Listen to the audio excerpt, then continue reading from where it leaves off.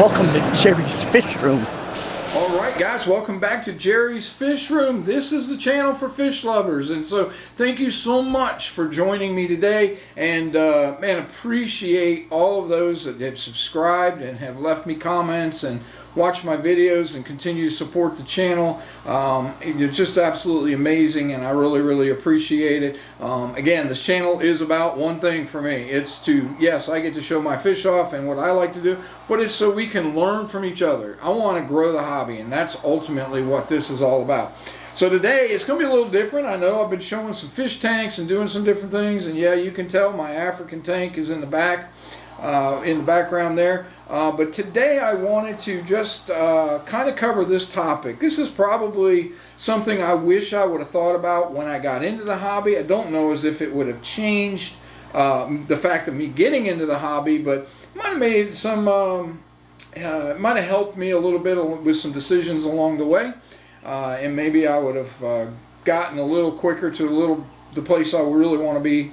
And quite frankly, it's a little bit, as Ben says, a fluid situation, so things are constantly changing. But these are just 5 quick questions that, you know, I think for anybody that's getting into the hobby, they should probably ask themselves. And, you know, maybe it's a good idea to write these questions down, give yourself a little list, and kind of answer them. And I think maybe even for those of us that have been in it, it's a good way to kind of reflect back on where we started, where we're going to, and where do we want to, you know, where do we want to end up in this hobby. And so there's going to be 5 questions, and I have a quick bonus one at the end. So let's, without further ado, let's jump right into it. So again, I'll be looking down because I got my my notes here. The first question I think every potential fish hobbyist should ask before getting into this hobby is, why do you want a tank? What is it about this hobby or having a tank that motivates you? Why do you want to? Why do you want one? You know, for me, you know, I absolutely love the fish. You know, at the time I got into the hobby, I needed a little stress relief for some health reasons. You know, I know it's really easy to walk through a pet store or maybe go to a live, your local fish store, you know, walk through or go into somebody's home, see an aquarium and go, wow, man, I really want that. And which is really cool. And that's what this is all about, is to see other people's aquariums, see the different fish, and then hopefully you will be motivated to get into the hobby. But be careful, because you know, sometimes you don't know necessarily what you're getting into. Just recently saw a video out there on YouTube from I think it was Primetime Aquatics, where they asked a bunch of YouTubers or fish tubers what mistakes they made in buying a fish, you know. And so you know, why is it that you want to get into the hobby? What is the motivation?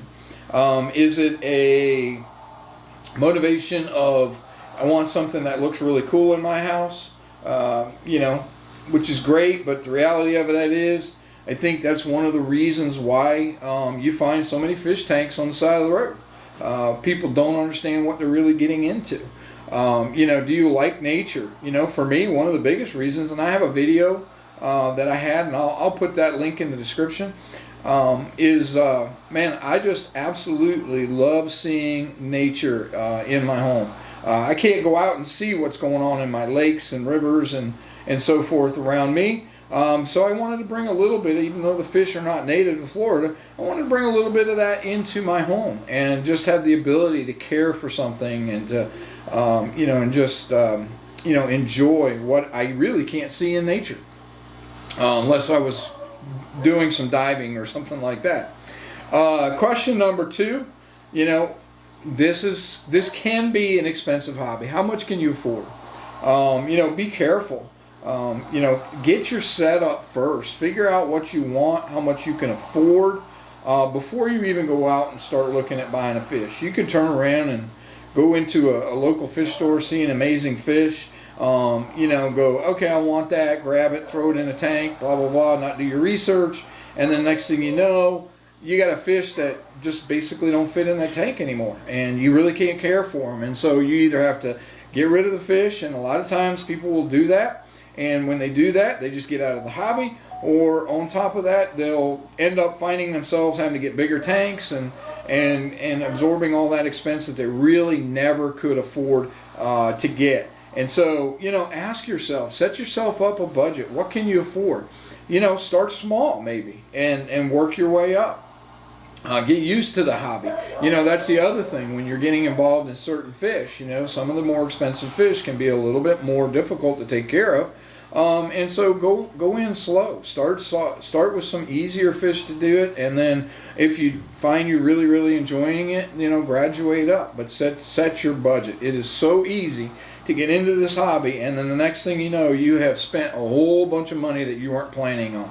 So how much can I afford? Look at that.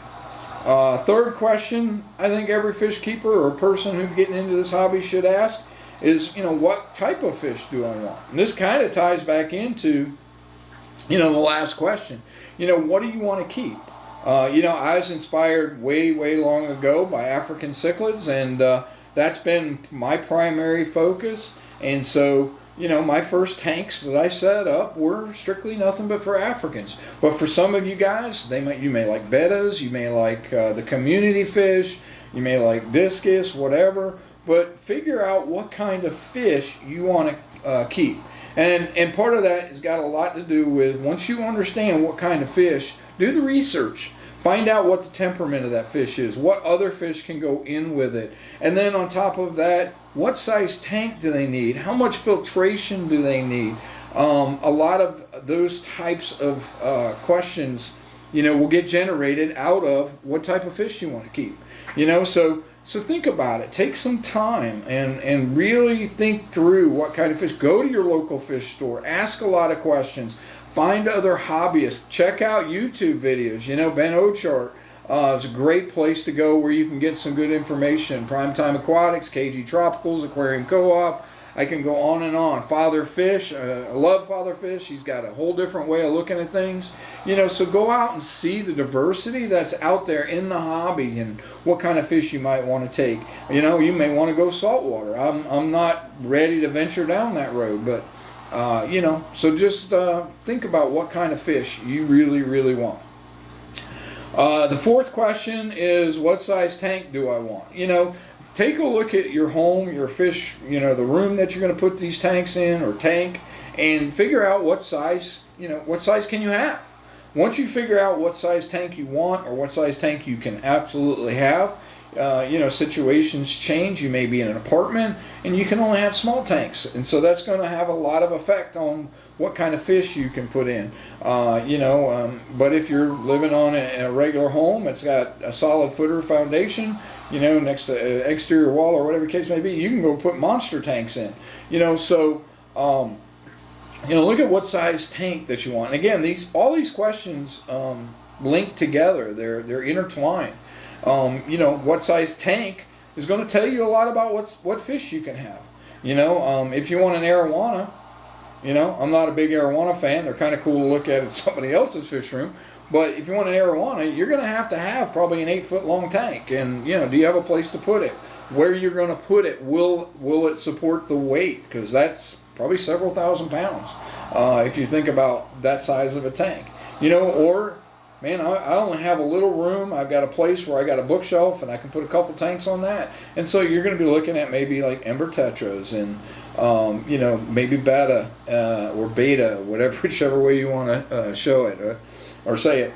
You know, and so what size tank has a lot to do with what kind of fish, you know. So again, see how these questions can be a little intertwined.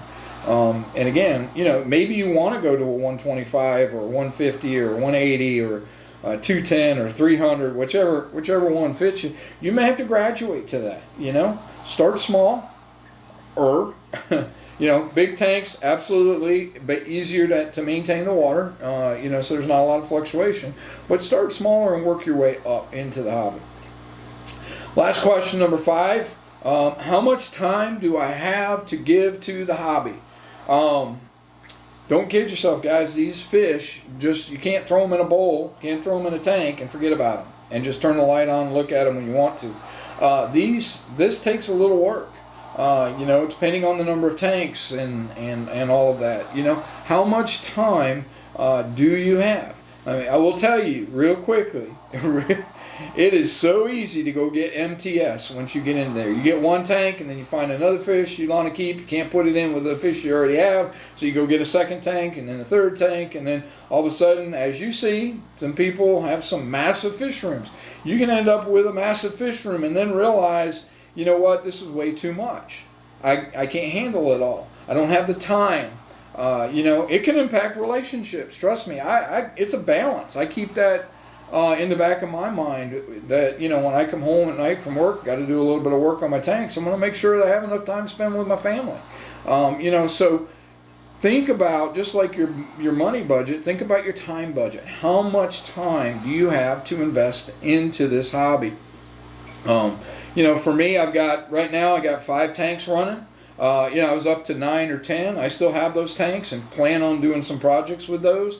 But, you know, for me to keep up about 10 tanks, you know, it was going to be a good 5 to 8 hours a week that I'd have to invest into maintaining those tanks. And so, you know, do I have 5 to 8 hours? You know, I'm noticing as I cut back a little bit, it's been a little easier to maintain some of the stuff, and I don't have as much time. But then I kind of get a little antsy because I feel like, hey, I got to do a little bit more. So there'll be another tank or 2 that I'll get up. But for some people, that's 1 tank.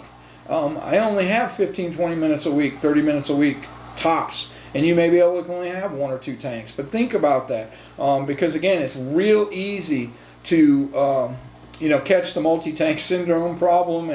And then before you know it, your hobby is no longer a hobby. It's a job. And it's a job that you don't like, you're not looking forward to. That doesn't mean from time to time you still don't have those, oh, I don't feel like doing this moments. But you do them anyway. And for me, most of the time when I do push my way through those little glitches, I find that the reality of it is I absolutely just love what I'm doing. So, you know, figure out how much time you want to put in the hobby. And then, like I said, with the multi-tank syndrome, get to a place and ask yourself this bonus question. Is 1 tank enough? Because here's the deal. If 1 tank is enough, it's going to be easier to take on 2 and 3 or 4 tanks, or whatever level you want. But are you satisfied with 1 tank? Because if you can sit there and be satisfied with 1 tank, then it's going to be a whole lot easier to move on, in my opinion. Again, this is my opinion. It's going to be a whole lot easier to move on to the other tanks. And so, guys, you know, these are questions that I thought about and I loved and wish I had probably asked myself. Maybe I would have changed my fish keeping direction a little bit if I'd have asked these questions when I got into the hobby.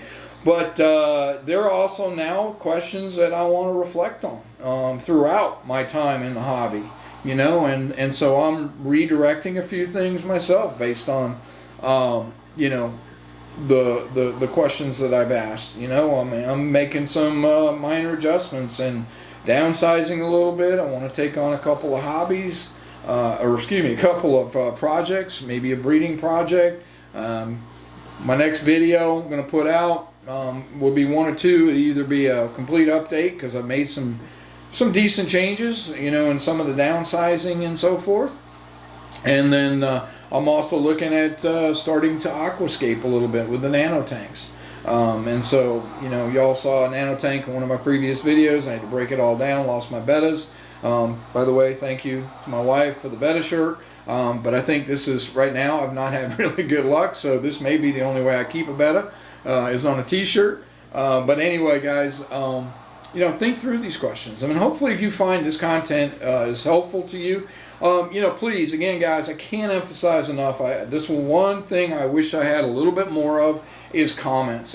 You know, I just would love to hear what you guys think. You know, hey, is there some other questions to ask yourself before getting in the hobby? I would love to hear those because, again, those questions will help me in this hobby as well.